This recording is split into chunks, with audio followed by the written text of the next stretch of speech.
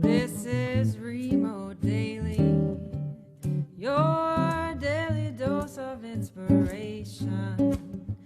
This is Remote Daily, an oasis of innovation for your mind, your soul, and your heart. Connect, act, and learn about sharks on Remote Daily. This is Remote Daily.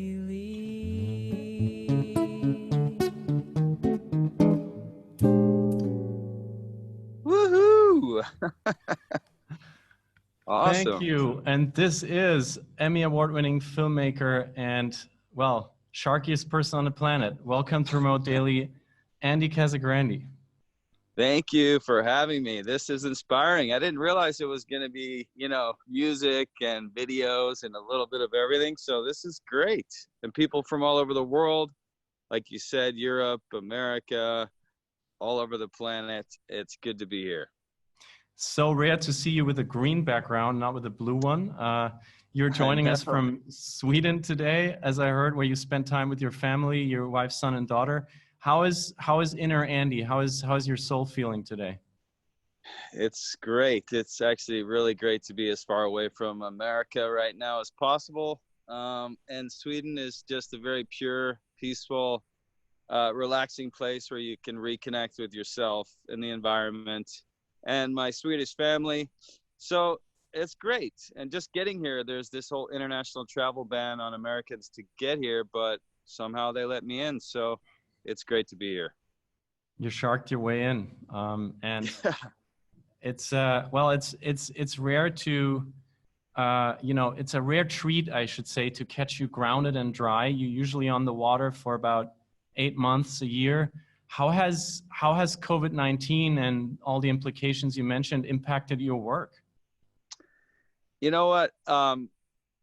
COVID-19 to me has been one of the best experiences of my entire life, because exactly what you said, I'm working often and my job requires me to be all over the world all the time. And to me, COVID is like Mother Nature's message to the human species that we cannot continue to conquer, kill, and consume everything in our path, because if we do, Mother Nature is simply going to eat us alive, which she's doing right now, because we've lost respect for her on so many levels that you just can't do that. So to me, it's the ultimate bitch slap from Mother Nature, reminding humans that we're not the top predators on this planet and we live and die just like everything else. And if we continue to disrespect her, then she's going to, like I said, eat us alive. So not working for 4 or 5 months was the greatest thing ever. I mean, I know that, millions of people around the world are suffering financially, physically, psychologically. And not everyone deserves this, this backlash from Mother Nature, but we're all in this together. Just like that video, it's so interconnected on every level that we do need. This is like a reset time for everyone, and being able to spend it with my family has been a blessing, and it's just been incredible. So it sounds almost like a little bit like you were waiting for something like this to happen, as somebody who spends time, with Mother Nature more than with humans. I mean, it's like I was saying in that short film, and there's only so much you can apply, so much pressure to something before it breaks, and it's broken now. And among so many other things, with all the other issues going on, it's necessary. To me, it's proving that we don't rule this planet. We don't own this planet. We live here just like everyone else and everything else. So, I don't know if I was waiting for it, but I definitely wasn't surprised. So to me, hopefully the human species takes this message, turns it into something positive, resets ourselves so that we have this mutual respect for each other, for the planet, and we coexist. Andy, to the animal you have spent most of the last 2 decades with, you are a true legend in that regard. You have shot, sharks for think 18 years now on all continents. You were involved in over 100 films about sharks by now. I met you writing a story on shark filming and ended up being a huge story more or less about you and this community, this global community of shark filmmakers, a very rare breed. There's maybe like one famous one per continent, and nobody alive in the US is more famous for this and more sharky than you. So to get to this animal and your dedication to it, please help us understand what do you like about sharks, especially so much that you keep spending most of your wake hours with them? I mean, the fact that sharks have such a horrible reputation for being murderous creatures, yet their fatalities with regards to human fatalities is almost always in the single digits every year. They literally must have the best marketing team on earth to have the reputation that precedes them, so to speak, yet they completely don't deserve it. I've been lucky to film polar bears and lions and hyenas and crocodiles, and worked on many wildlife films specifically about predators, and there's not a predator on this planet that I've encountered that is as polite and professional as a shark. I mean, for nearly 20 years, I've been pushing the envelope. No cages, dirty, bad visibility, with bait, all the things that really should get you killed or win a Darwin Award. Yet they're so respectful and so, as I said, polite, that they don't want to eat us, and they don't. Yet they just have this reputation. I know we're going to touch upon Jaws, and that really was the dark seed that started all this. But I love sharks just because they are misunderstood and they are hated, and they're the underdog. And like I had mentioned about my mom in that short film, she was, people didn't like her. She scared people. She was misunderstood and confusing, but she was my mom. So I knew that she wasn't an evil person, but that she had this overlying issue.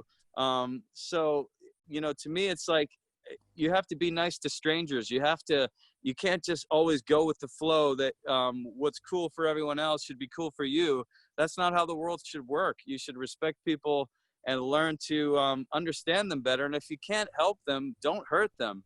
So, yeah, I think I just love sharks because, I mean, deep down, those are the reasons. But as a kid, when I saw them on television, they just blew my mind. I thought they were fake. Your parents tell you not to believe what you see on TV. It's make-believe. Superman can fly, but don't jump off a bridge, Andy, because you can't fly. I initially thought sharks were made up because they look so cool. And then as I watched more films, read more books, learned more about them, understood them better, I realized they were real and they were really important to the ecosystems. And even today, we're trying to continue to get that message out to people. I mean, your background now looks so nice, but when you're actually out there meeting them, and as you said, there are outlaws, there are underdogs, also geographically, when you encounter them, you're at some faraway seal colony on some rock around Cap Horn or somewhere far off the coast of Australia, jumping into huge waves of choppy, gray, cold, salt water with $500,000 of waterproof camera equipment in your hands, and great white sharks eating the prey the crew has thrown off the boat just to lure them around you. So that is your work environment. What do you actually feel when you make that leap, when you make that jump? I often think that this is in those specific moments when you're about to jump in, you get either a gut feeling that I could potentially die on this dive, or you get a good feeling that you're going to score some incredible footage that can be used to inspire people vicariously, people that'll never get to encounter a shark. But your survival instinct certainly tells you that this is highly dangerous. You're a prey item that's the perfect size for a great white shark to consume. But with the knowledge that I've gained over the years, I understand certain things that I should and shouldn't do to minimize my likelihood of getting eaten. But at the same time, they're wild animals and they have unique personalities. And there are sharks out there that are slightly more interested in people in a potentially negative manner than others. And it's just because they're predators that are designed to kill things, and they have to hunt and kill to survive. We can go to the supermarket or get food online or whatever, but yeah, a lot of those things go through my head. But the thing I never do is panic. one of my number one rules is to never act like prey, never swim away, never panic, because it doesn't help the situation. Everything in the ocean, aside from killer whales, will flee and swim away from a great white shark. So if you act like something that it's normally hunting and eating and trying to swim away, you're never going to outswim the shark. So they often seem to be very curious for things that don't swim away. And also, you know, I've got a big camera. I'm usually blowing bubbles on scuba. It's something novel to them, and they know that I'm not a seal. They know I'm not a dolphin. But sometimes they don't care. But for the most part, I've never been bit. I've got all my fingers and toes. And again, that seems to fall back on the fact that they're very intelligent, polite predators. They're professional. They know that something's different about me and about the people they interact with. So far, so good, at least. What are you most afraid of? I'm most afraid of, it's funny you ask that, when I'm in the water and I don't see any sharks, that usually means they're, and I know sharks are there, you know, because we've seen them, you know, before I jumped in. But when the sharks are not around, that's when I start getting nervous, because there's often this saying where it's not the shark that you can see that you have to worry about. It's the shark that you don't see, because they specialize in ambushing their prey. So if a shark, if you can't see a shark, you should assume that, well, you shouldn't assume, but I assume that it's stalking me or hunting me, or if it's staying out of my peripheral vision, it's potentially in a hunting mode, or it's just cautious and it's actually frightened by me.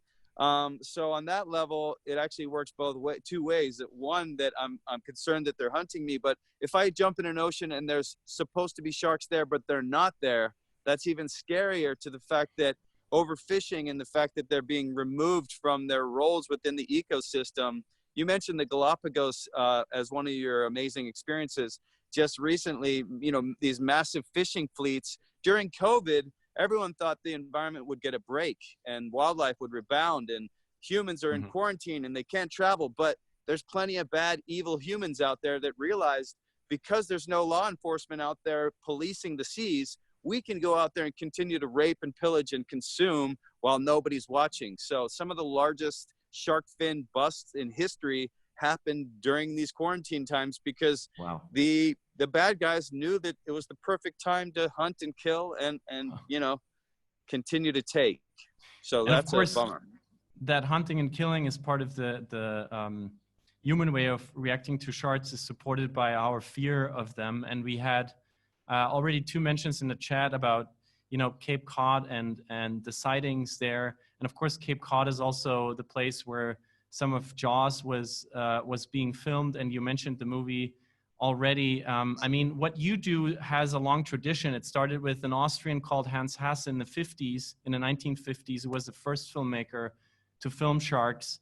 But then came 1975, the year when Jaws, the movie, a chaotic, much too expensive shoot that like almost went completely adrift, end up creating this story, this thing that ended up making Steven Spielberg famous and grossed almost $500 million. You know, with a cost of $9, which was $9 million, which is still an outrageous budget at the time, but it was this crazy success. If you could go back in time and meet Steven Spielberg working on Jaws in the early 1970s, what would you tell him? Don't do it. Don't make this film. Or if you're going to make this film, make it a comedy. Because, as you said, it cost $9 million to make, and the fake shark that they had, this shark named Bruce, it never worked. Every time it was supposed to jump out of the water and bite something, it malfunctioned. And people even made a documentary called The Shark Is Still Working, because on the set, they would scream across the set, "The shark is not working. The shark is not working." But the satire to that is the shark is still working. That mechanical fake shark that they used very little of footage of because it never worked actually scared the shit out of the world. And still to this day, it has this stigma that people are afraid of sharks because of this movie. I was born in 1977. I wasn't even alive when the movie came out. And even when I saw it, I vaguely remember it. I was sort of an anomaly where I was more fascinated than fearful. But Jaws definitely didn't do sharks any favors. And I actually met Peter Benchley, the author of Jaws, the book, and he regretted deeply that the film was made, and it caused such a backlash and such a hatred towards sharks. But yeah, there's no denying that it's completely traumatized the entire planet, and it still does. We just had a quote from Peter Benchley in the chat here, saying, you know, that shark isn't evil, but I guess unfortunately, he contributed to what you just described, this huge wave of fear that has since surrounded our relationship with this animal. Now, you're also known as Mr. Shark Week. Shark Week was inspired by Jaws in some fashion, by its success. It has been on TV since 1988. It's the longest running TV series in history, with record numbers pretty much since it started. It's a great business for Discovery Channel, estimated $60 million in revenue a year. And many of you here, I'm sure, have participated in this Shark Week hype that's coming up every year. It's usually trending topic on social media and all that. Now, you, Andy, you were hired for dozens of the films that made Shark Week what it is. And usually the recipe for these movies is human plus shark equals danger. Last year, there was even Shaquille O'Neal versus shark. This year, it's Mike Tyson versus shark. You also filmed those. Where do you see signs that Shark Week is actually trying to make things better than Jaws? So the way I look at it, for specific to that scenario, is because of Jaws, directly after Jaws, the whole world was traumatized. And around the world, it became a famous saying that the only good shark was a dead shark. And around the world, sharks were targeted through hate crimes. People would go out and catch a shark and kill a shark, hang it up on a dock, take pictures of it, cut its stomach open, cut its head off. And that was cool. People loved it because you're ridding the ocean of these evil monsters. And then Shark Week came along, like you said, I believe in '88, and it started making documentaries, and a lot of it was based on shark attacks and scaring people because they saw the success of Jaws. But as Shark Week grew, they got research and scientists involved, and celebrities, of course, and it's over the years become and made the shark the most famous wildlife creature on the planet. It's this massive cult following. And now there's so many Shark Week fans and so many shark fans, especially on social media, that if you see people out there killing sharks, dragging them behind the boat, cutting their heads off, hanging them up on docks, they get attacked so viciously. These people receive death threats. They get called, the federal authorities are called, and people start freaking out on these people that are killing sharks that used to be okay, only good shark's a dead shark. Now with this cult following, largely responsible from Shark Week, people are realizing that, no, you can't kill these sharks. It's not okay. We love sharks. And although Shark Week definitely hypes things up, and there's sound effects and explosions, and you got the celebrities, and the thing is, the networks know that they have to entertain people. But if you look past all the sound effects and, the chaos, just like me as a little kid, I saw things on television that were more fascinating than fearful.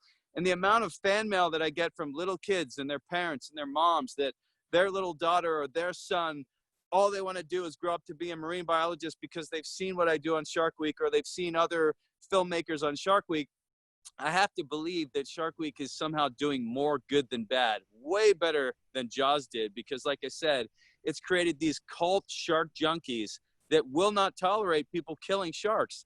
So if Shark Week never came along and all we had to go off was Jaws, people would still be fine killing sharks, murdering them. Only good sharks are dead sharks. So I'm not saying Shark Week's perfect, but I think creating awareness by bringing people like Shaquille O'Neal and Michael Phelps and Tyson and these other celebrities who maybe their fans don't really think about sharks. Maybe they don't scuba dive. Maybe they're just, the last thing they would think about was sharks. Now one of their biggest heroes or their biggest mentors is shark diving, especially Shaq. He was saying, I'm Shaquille O'Neal. I love sharks. And to see his transformation from going to be literally afraid of nurse sharks to wanting to free swim in the open water with sharks, it was super cool. So again, nothing's perfect, especially when it comes to the media. But for me, it's no longer acceptable to say the only good shark's a dead shark. And I think Shark Week has played a huge role in creating, sharks as the most famous wildlife creatures on Earth.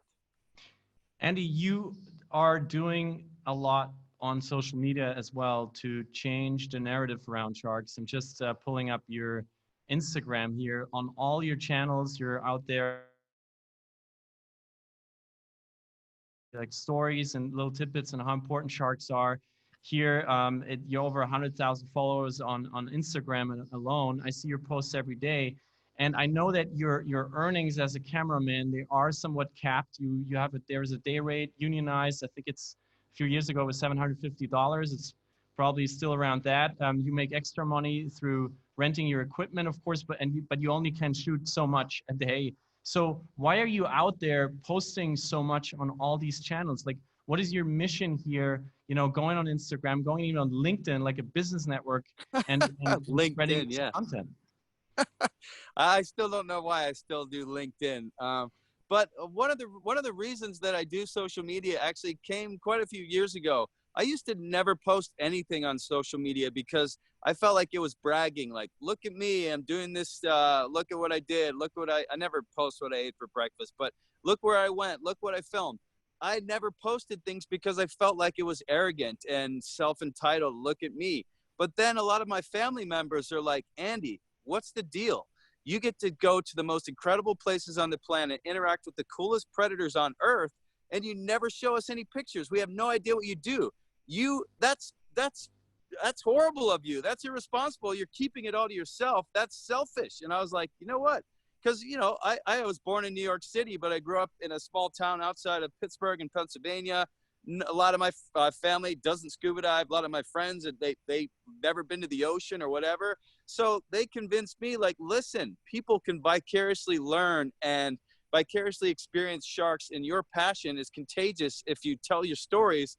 So then it became something that I just built into my everyday routine where, and I try to be funny. I mean, just today I posted a picture of this great white shark coming out of the water, that one right there.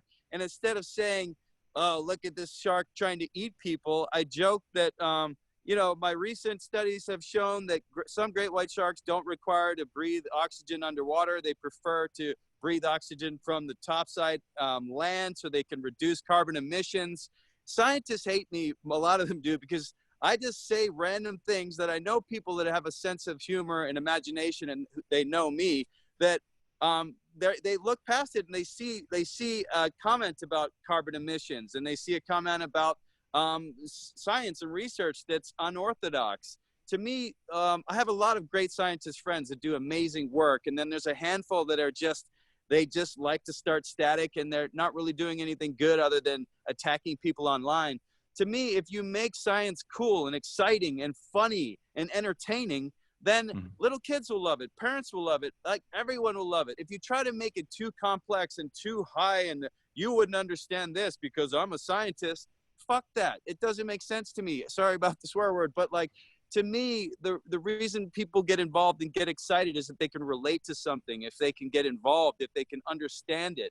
So I've coined this term cinema science, where you use cinematography and technology to perpetuate science and conservation by making it cool, making it funny.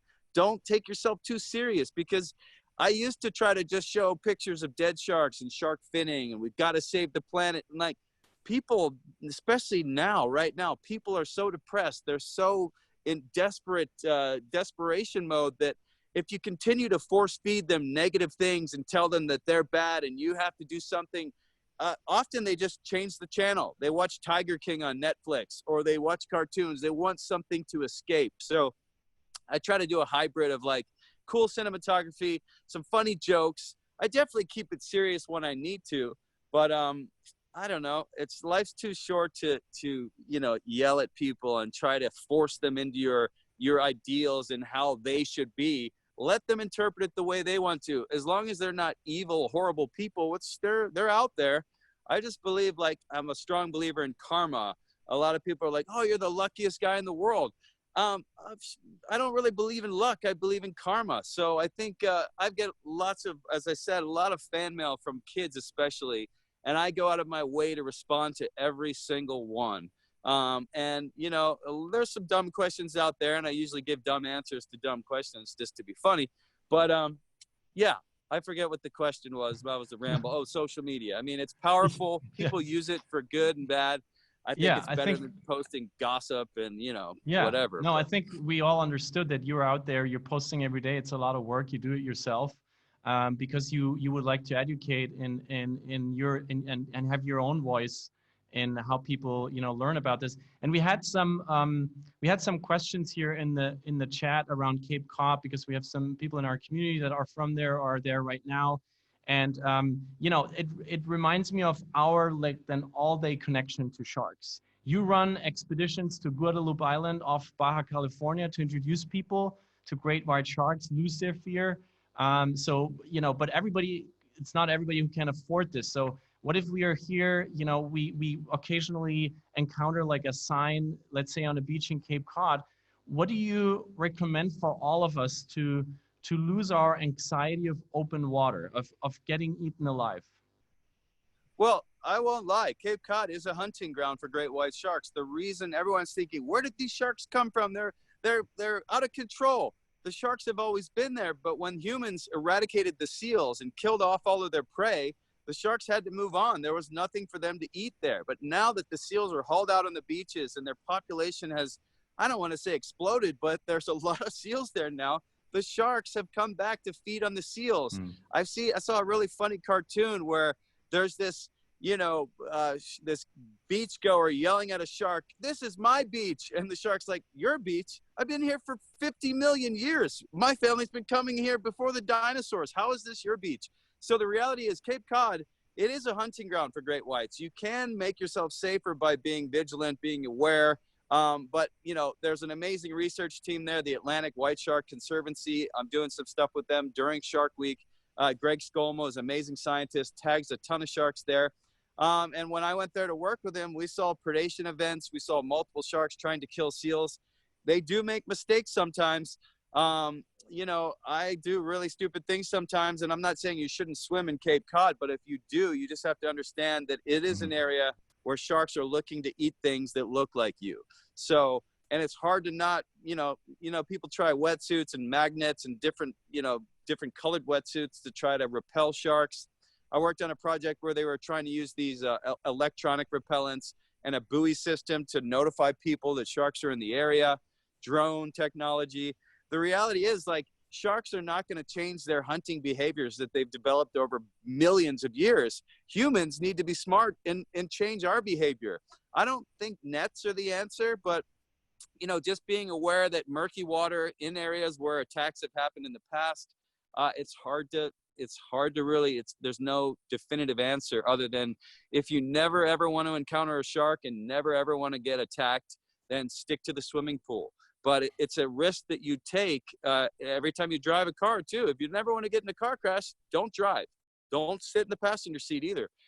There's no great answer for this. The answer is definitely not culling sharks, culling seals. It's that arrogant, human species mentality that we should own this beach. We should have the right to surf here and swim here. Well, go to Kelly Slater's wave pool. I don't know.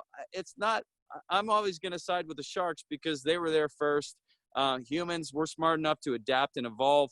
But I don't have the answer other than sharks are going to be sharks and humans are going to be humans, and we got to figure out a way to coexist. Thank you so much, Andy. And I would like to turn it to the community here for questions. It is a rare treat to have somebody who, spends 200 days a year out in the open water to hear with us with other humans. Andy, you said in the movie that you spending lots of time with humans makes you somewhat uncomfortable. So we want to take advantage of that time with you before you take off. Is there anybody in the community who just would like to raise their hand for a comment or for a question, or for somebody that has always been on their minds about sharks and they could never get out there? This is your time. Who would like to chime in? Christopher, hi there. Hi, Felix. Hey, Andy. I'm the one who asked the question about the Cape, because I have a house there. I've been going my entire life. Where would you go to see more sharks? Because I'm really interested to see more as opposed to just watching the seals on Monomoy Island. Right. Well, Monomoy is where I saw the predation events. We went out on the boat with Greg and we had a drone up and I could see the sharks patrolling right along the shore there. I'm not super familiar with Cape Cod, but there's that other beach where unfortunately that first fatal attack in 85 years. Yeah, exactly. So I mean, if you have a drone, that's probably the absolute, best way to track down sharks and see them, really well. But, it's an intense situation up there. But I guess my only, rebuttal for the sharks is if they were really out trying to hunt people, people would be eaten every single day. Sharks are so effective at hunting that they would just be waiting around to eat up little kids and adults. And, there's always this term that, sharks are man-eaters. But in reality, they also eat women and children if they wanted to. It's a horrible joke. But, yeah, I would say Wellfleet is a good spot. Monomoy, all those. What's the other one? Now set. I'm not really familiar too much. Most of my work. Yes, there you go. Oh, okay. Yeah, but most of my work's been in South Africa, Australia, New Zealand. And what's great about Cape Cod is that they don't allow baiting and chumming. I'll be honest. I mean, I've worked on dozens and dozens, hundreds of films now, but feeding wild animals, I'm not a huge fan of it, to be honest. But at the same time, it's better than the alternative. Whereas if these nature reserves weren't created at Guadalupe or in South Africa or in Australia, and no ecotourism existed, then certainly there would be a market for fishing and commercial harvest of these animals and poaching. So it's always a catch-22, but Cape Cod's special because it's a totally natural, it's like the Farallones. In America, really, you're not allowed to bait great white sharks, and I think that's cool. Thank you so much. You got it. Thank you, Christopher. Who else would like to chime in? Do I see any hands? Someone wrote something about lifeguards last year. The lifeguards. I couldn't. Oh see yeah, the that's whole Jennifer. Jennifer, would you like to come off mute and ask Andy directly? Yeah, no. What I said last year is the lifeguards do a phenomenal job on the Cape Cod National Seashore of pulling people in when they go out too far, even though they can swim, because the best advice is for people who want to go swimming in the ocean off the Cape is do not go when there are no lifeguards. And unfortunately, the fatal occurrence happened the week after Labor Day at Nuku'alofa Beach when there were no lifeguards. So that's, that's the thing. So if you swim out too far, even if they will pull you in and tell you, we know you can swim, but we see shark sightings. Because also as the water's gotten warmer too, and you see the seals out there. So if you see seals, you know they're going to be sharks. So I would tell people, just don't go in the water when there are no guards. Yeah, it's Thank a good you, Jennifer. Vigilance. I mean, just being able to see the animals, first of all, is the first line of defense. If you see a shark out there, you have to assume it's hunting. And unless you want to end up, in its mouth or as prey, then just, if you see somebody firing a gun at a firing range, don't run across the range. It's not that dramatic, but yeah, you have a good point. And it's great that the lifeguards and everyone up there is so in tune with sharks, and they're not trying to cull them and solve the problem. They're trying to coexist. So that's great. Also, we've seen people try and save sharks on the Cape when they've come inshore. So I've seen that. Some great videos. I think it's incredible. I mean, it's Jaws, like real life Jaws, Amityville, like happening. But without the evil, malicious, monster that's targeting humans. I mean, it's happened, but first fatal attack in like 85 years. And this is the most notorious murderous animal on earth. Like it's pretty telling that, that they're not out to get us, but sometimes they make mistakes, or sometimes they're hungry and you're in the wrong place at the wrong time. Yeah, it was that was a challenge. It was a week late because somebody did survive an attack a few weeks earlier on the Cape. Yeah, that's right. Thank you for chiming in, Jennifer. And Andy, I would like to ask you one last thing, and Eleanor already put it in the chat. I think there's around 500 species of sharks that are still around. Your mission really is to save and restore wildlife. What do you think is the future of sharks? Oh man, it's tough to say. I mean, I like to believe, like deep down, that sharks will outlive humans and the human species, just like they have dinosaurs. And no matter what we throw at them and how many they kill, they're somehow going to survive. That's just my, idealist, perpetual optimist. But I think unless more humans get on the side of wildlife and more of us, the top predator, the real monsters, more of us side with sharks and help raise awareness for their plight and conduct more research and more ways to coexist. We've seen many animals go extinct in our lifetime, and like you said, there are over 500 different species. And for me, I'm actually trying to work on a big new series where we showcase more than just great whites, tigers, hammerheads, bull sharks. It's always the same. Not always. There's occasionally you get a few new sharks on Shark Week, but to me, it's fascinating that there's so many species, and each of these individual species serves a purpose in the ecosystem and has their own little niche and their own little way that they're helping the planet, and how, again, we're all so interconnected. So it's hard to get networks and broadcasters interested in the smaller, less scary sharks that don't kill people, but they're just as important. And when you have like keystone species like the great white and getting people to care about them, it can trickle down to the other species, which often go overlooked. So, and that's another thing with social media.